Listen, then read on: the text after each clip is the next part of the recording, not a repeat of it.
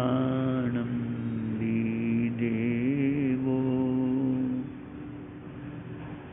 जं देव पञ्जलिनामं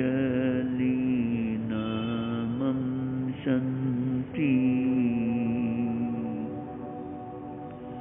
तं देव देवं मह्यं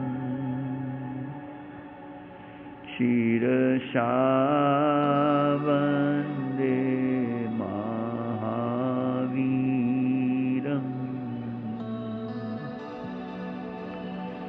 बालेऽपि संयमरुचिर्चतुरं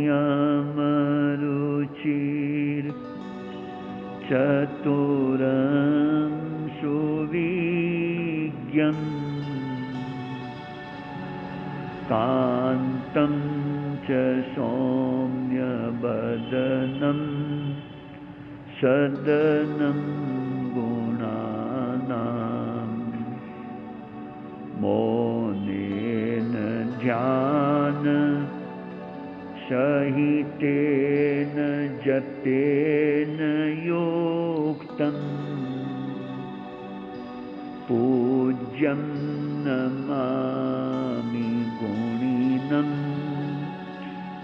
गणिहस्तिमल्लम्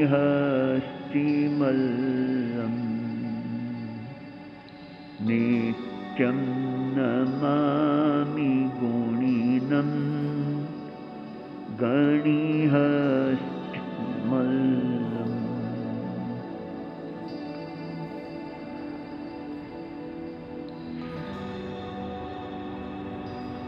सर्वप्रथम त्रैलोक्य पूज्य श्रमण भगवान महावीर प्रभु के चरणों में भावपूर्वक वंदन करने के पश्चात उन्हीं की आज्ञा में सतत विचरण करने वाले परमोपकारी गुरु भगवंतों के चरणों में भावपूर्वक वंदन करने के पश्चात बंधुओं, थोड़ी देर पहले मुनि श्री एक दृष्टांत दे रहे थे। नादिर शाह हाथी पर बैठा और वापिस उतर गया। क्यों उतर गया? जिसकी लगाम मेरे हाथ में नहीं वो सवारी मैं नहीं करूंगा। तो अपने को सोचना, भाई लगाम किस पर लगाना है, कंट्रोल किस पर करना है, किस पर अपने को शासन करना। सबसे बड़ी बात है सेल्फ कंट्रोल, अपने आप पर नियंत्रण करो। हमारे एक प्रसंग चल रहा है, कुछ काम आदमी को करने चाहिए, कुछ काम रोज करने चाहिए। पहला काम ये करना, भजन जरूर करना। भजन समझ गए? सुबह उठ करके भजन रोज करना, प्रार्थना रोज करना। शुरुआत अच्छे काम की प्रार्थना से करना, दिन की शुरुआत प्रार्थना से करना। दूसरा काम प्रणाम करना, नमन करना, प्रणति करना, गुरुजनों को, श्रेष्ठ जनों को, वृद्ध जनों को प्रणाम करना। तीसरा काम स्वाध्याय, पठन पाठन। इससे क्या होगा? बुद्धि निर्मल होगी। बुद्धि, हमारी ग्रहण शक्ति निर्मल होगी। और एक बात है, बुद्धिर्यस्य बलम तस्य।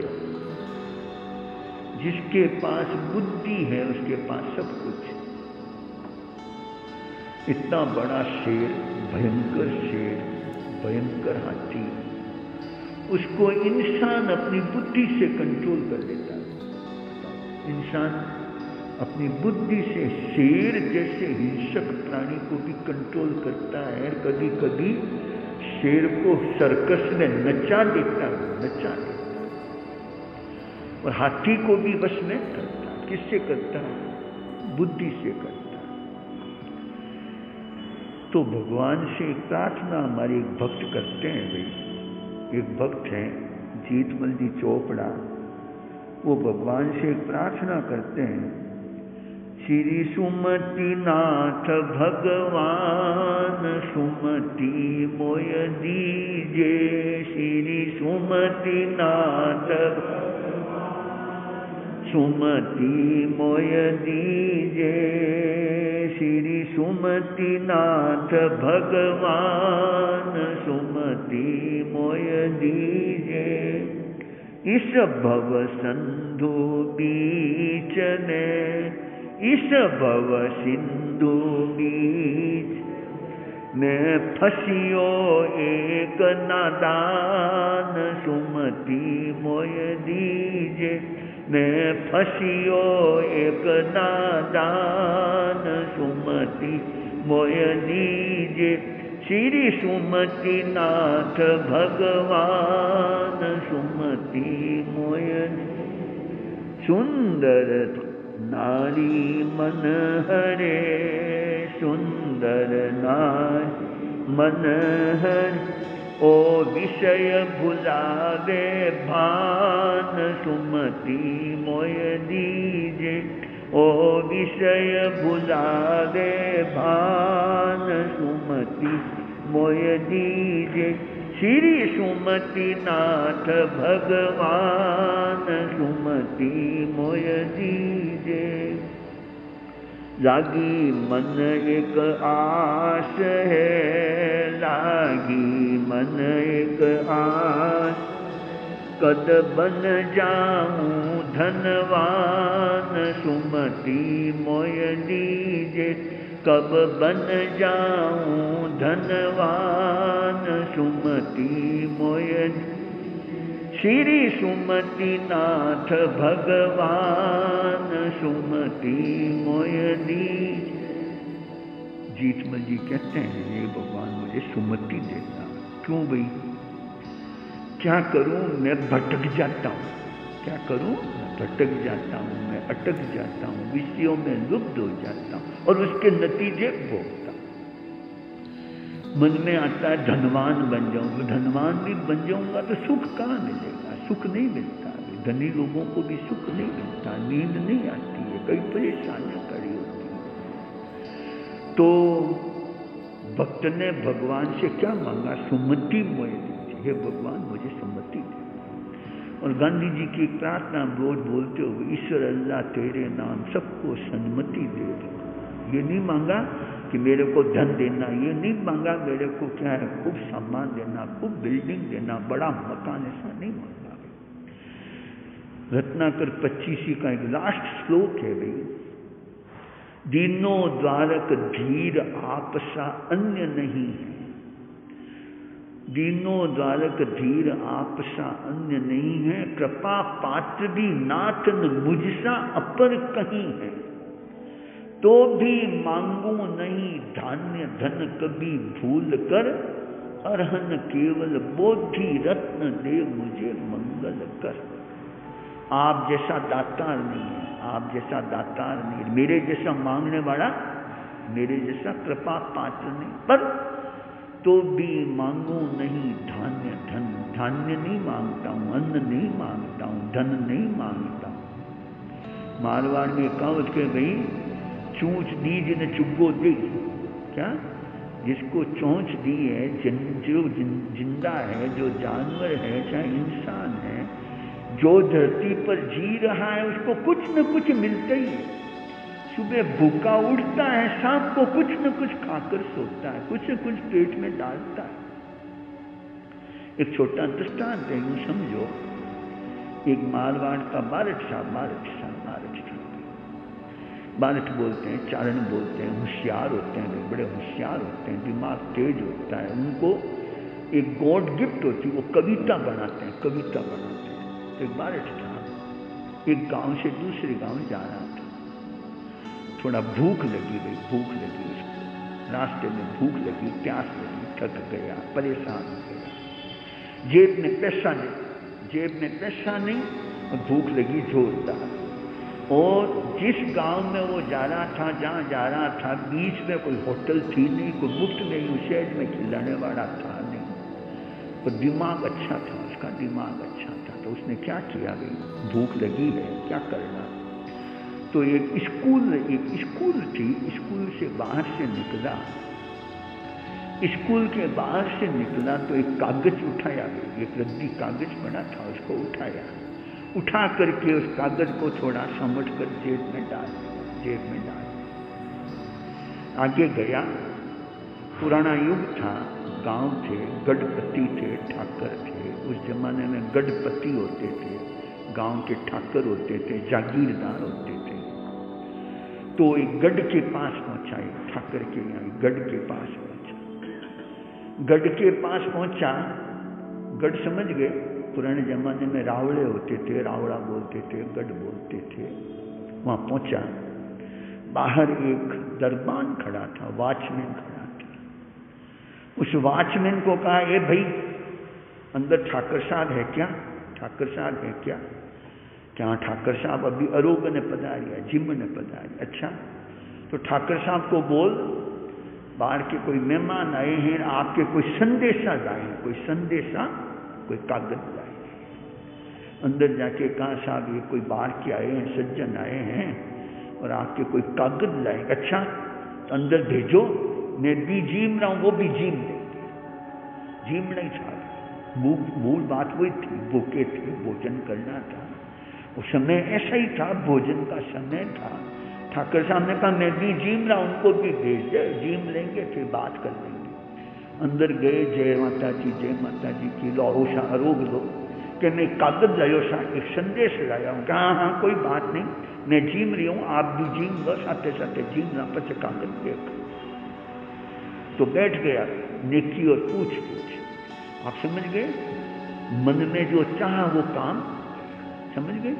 अरे भाई उमा एवडी बैठी, भाई लेवू ना आयो, भाई उमा एवडी बैठी और भाई लेवू ना आयो, मतलब समझ गए। इधर तो पीहर की याद आई, इधर भाई ऊंग तने बिछावनो लदो, मतलब समझ गए, नींद आ रही है, इधर नींद आ रही है, इधर बिछावना तैयार है, फिर क्या चाहिए।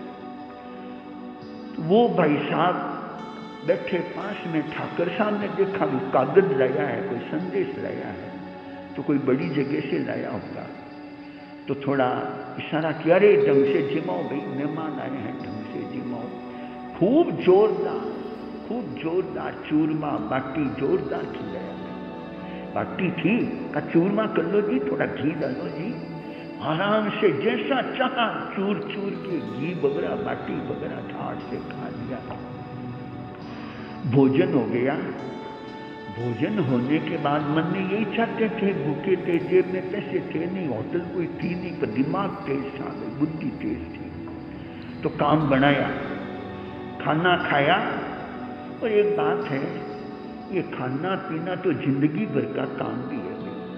खाते खाते ही निकल गई सारी जिंदगी, खाते खाते ही निकल सारी जिंदगी, सोते सोते ही निकल गई सारी, सोते सोते ही निकल गई सारी जिंदगी। जन्म लेते ही सबसे पहले तूने रुदन मचाया, जन्म लेते ही सबसे पहले तूने रुदन मचाया। आँखें भी तो खुल नहीं पाई, भूख भूख चिल्लाया, आँखें भी तो खुल नहीं पाई, भूख भूख चिल्लाया। खाते खाते ही निकल गई सारी जिंदगी, खाते खाते ही निकल सारी जिंदगी रे भैया, सारी जिंदगी रे भैया, सारी जिंदगी। सोते सोते ही निकल गई सारी जिंदगी, खाते खाते ही निकल धीरे धीरे बढ़ा बुढ़ापा डगमग डोले काया, धीरे धीरे बढ़ा बुढ़ापा डगमग डोले काया। सबके सब रोगों ने देखो डेरा खूब जमाया, सबके सब रोगों ने देखो डेरा खूब जमाया। रोगों रोगों में निकल गई सारी जिंदगी, रोगों रोगों में निकल सारी जिंदगी, खाते खाते ही निकल सारी जिंदगी, खाते खाते ही निकल, सोते सोते ही निकल गई सारी जिंदगी, सोते सोते ही निकल सारी जिंदगी। सारी जिंदगी रे भैया सारी जिंदगी, सारी जिंदगी रे भैया सारी जिंदगी, खाते खाते ही निकल गई सारी। जिसको तू अपना समझा है वह दे बैठा धोखा, जिसको तू अपना समझा है वह दे बैठा धोखा। प्राण जाने पर जल जाएगा यह गाड़ी का खोखा, प्राण जाने पर जल जाएगा यह गाड़ी का खोखा। खोखा ढोते ही निकल गई सारी जिंदगी, खोखा ढोते ही निकल सारी जिंदगी। सारी जिंदगी रे भैया सारी जिंदगी, सारी जिंदगी रे भैया सारी जिंदगी, सोते सोते ही निकल गई सारी, खाते खाते ही निकल गई सारी। हाँ, जन्म लेते ही सबसे पहले तूने रुदन मचाया, जन्म हुआ और थोड़ी देर बाद भी बच्चा चिल्लाया, रोने लगा। नहीं रोवे तो डॉक्टर ने कहा रोयो को, मान लो नहीं रोवे तो डॉक्टर को कह रहे बच्चा रोया नहीं इसको रुलाओ। आप बात समझे, जब तू आया जगत में जगत हंसा तू रोए, ऐसी करनी कर चलो तुम हंसो जग रोए। जब तू आया जगत में जगत हंसा, दुनिया हंसी, दुनिया ने थाली बजाई, दुनिया ने ढोल बजाए, पर बच्चा जब तू आया जगत में जगत हंसा तू रोए। पर ऐसी करनी कर चलो तुम हंसो जग रोए, वापिस ऐसे जाओ संसार से ऐसे जाओ, तुम हंसते हंसते जाओ दुनिया पीछे रो। तो एक बात है, जन्म लेते ही सबसे पहले तूने रुदन मचाया, आँखें भी खुल नहीं पाई, भूख भूख चिल्लाया, भूख भूख चिल्लाया भाई। उसी वक्त में जन्म होते ही उसके लिए मामला तैयार था, तैयार समझ गए, कहीं जाओ टिफिन तैयार। ऐसे ही माँ बच्चे का जन्म नहीं हुआ उससे पहले उसके लिए दूध तैयार, तो मतलब समझे आप। अरे भाई ये खाने की चीजें, ये संसार की चीजें, ये तो मिलती है, बनती है, मिल जाती है, आ जाती है। आदमी किसी तरह से युक्ति लगा लेता है, कभी मांग लेता है, कभी छीना झपटी कर लेता है, पर हो जाता है। तो धान्य बड़ी चीज नहीं, मैं कह रहा ना, वो बारह जी आए, भोजन कर लिया, भोजन करा दिया। कैसे करा दिया? पैसा नहीं खर्चा, पैसा कोई खर्चा नहीं, दिमाग लगाया, दिमाग लगाया, बस कागज आया सा, कागज आया सा। ठाकुर ने देखा ये टाबर मोटा है, कहीं ना कोई कागज लाया गया, कोई सगाई सबकण का मामला होगा। सगाई सबकण का मामला मतलब जिम्मावे भी जोरदार, सगाई सबकण का मामला जोरदार जिम्मा। रेख नहीं, ये चमक जाएंगे, मनवार नहीं है, घर ढीला है, हंडी चौकी नहीं, वापिस भटक जाएंगे, वापिस नहीं आएंगे। सगाई सबकण का मामला हो तो भोजन अच्छा कराते हैं। ठाकुर साहब को खूब, ठाकुर साहब ने उनको अच्छा भोजन कराया, अच्छा डट के भोजन किया। भोजन करने के बाद बाहर आए और एक मुड्डे पर बैठे, मुड्डे पुराने जमाने में मुड्डे होते थे, ठाकुर साहब भी बैठे, वो भाई साहब भी बैठे। फरमो कहीं कागज आयो, कहीं कागज है, क्या कागज है? तो जेब में से वो कागज निकाला। भाई कौन सा कागज? जो स्कूल के बाहर से उठाया ना, वो कागज निकाला।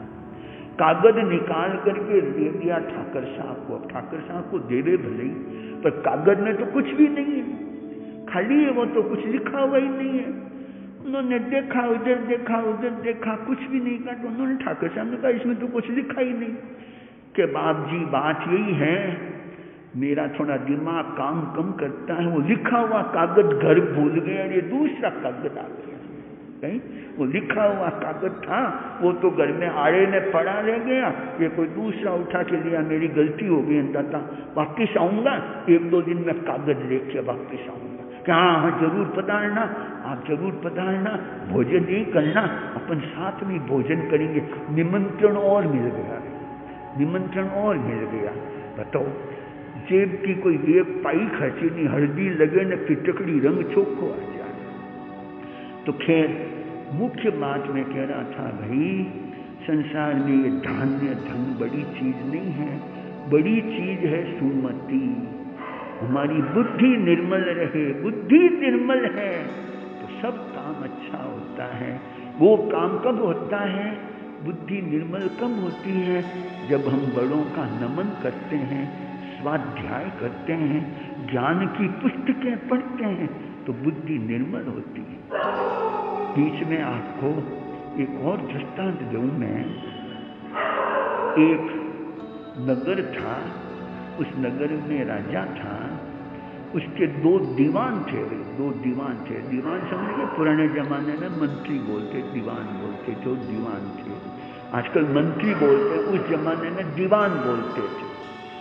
दोनों दीवान थे, होशियार थे, तो दोनों में एक विवाद रहता था। विवाद नाम समझ गए, एक बात का हमेशा विवाद रहता। विवाद क्या रहता, पहला दीवान जो था वो थोड़ा सा धर्म कर्म कम मानता था, धर्म नहीं मानता था, ईश्वर नहीं मानता था, भजन भाव नहीं करता था। वो कहता दुनिया में नकद वेजे सब काम हो जा रहे, सब नकद दाना दिन पढ़नी चे काना, जेब में रोकड़ा पढ़नी चे बूढ़ा डोकरा। वो कहता क्या है भजन भाव, क्या है भजन भाव किया जब तो इंसान हो गए, अब तो बस कमाओ खाओ मस्त रहो। उसका एक ही धारणा थी, उसकी एक ही धारणा थी, पास में पैसा है तो सब काम हो जाता। ठीक है, उसकी अपनी सोच थी। और एक बात ये भी है भाई, आज के जमाने में पैसे की थोड़ी महत्ता बढ़ गई है, पैसे की महत्ता बढ़ गई है। समाज में, संसार में कोई पैसे वाला आता तो उसका मान कुछ और होता है, गरीब आदमी का ढंग कुछ और होता है। पैसे बिन बाप कहे पूत तो कपूत भयो, पैसे बिन बाप कहे पूत तो कपूत भयो, पैसे बिन भाई कहे मन्ने दुखदाई है। पैसे बिन पंचों में बैठने को ठोड़ नहीं, पैसे बिन घर आए रोए रोटी खाई है। कहे कवि काशी राम सुनो नर सयाने सब, आज का जमाना माही पैसे की बढ़ाई। जमाने में क्या हो गई है, उस जमाने में आज से 20 साल 40 साल 50 साल पहले पैसे की महत्ता कम थी, गुण की महत्ता ज्यादा थी। गुणों को ज्यादा आदर देते थे, अच्छे ज्ञानी सावक होते, बहुत आदर होता। हमारे पीपाड़ शहर में एक सावक थे, पूनम चंद जी गांधी थे, पीपाड़ में पूनम चंद